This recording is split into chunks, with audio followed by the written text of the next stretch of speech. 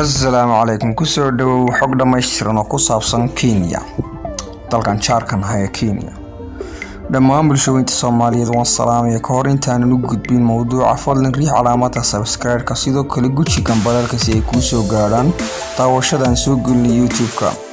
Kenya waa wadan ku yaala bariga Afrika waxay xuduud la wadaagtaa wadamada Tanzania, Uganda, Victoria, Soomaaliya iyo Ethiopia. dhinaca bari waxa kaga dhagan badweynta Hindiya. wadanka Kenya wuxuu ka mid yahay wadamada ay ku badan yihiin xayawaanada qaaradda Afrika sidoo kale libaaxyada, waraabaha iyo shabeelka. waa wadanka ay dadka adduunka soo dalxiisaan oo aan dhaqaalihiisu kor u socdo. wadanka magaciisa waxa loogu magac daray Mount Kenya. buurta Kenya waa buurta ugu weyn wadanka Kenya waana mid labaad ee ugu weyn qaaradda Afrika. waayadii hore waxa la dhihi jiray wadankan British East Africa waa markii uu gumaysan jiray Ingiriisku Kenya iyo Uganda. jamhuuriyadda Kenya calankeedu waa madow, casaan, cagaar iyo laba liidoo cadcad iyo gaashaankii.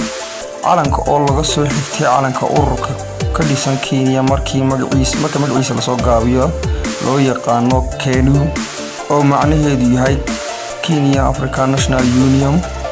waa urur ka qayb qaatay xorriyadda Kenya ay ka qaadatay Ingiriiska 1963 kaasoo calankeedu sidan ahaa. Kenya caasimadeedu waa Nairobi waana magaalada ugu ballaaran. badka dhulkeedu waa 696 kiiloomitir oo laba jibaaran. dadka ku nool caasimadda waxa weeye 4,397,073 qof. magaalada labaad ee ugu weyn waa Mombasa waana magaalada ugu taariikhda weyn Kenya. sidoo kale waxay leedahay Kenya 47 gobol oo gooni isku taag ah oo leh gudoomiyayaal la soo doorto.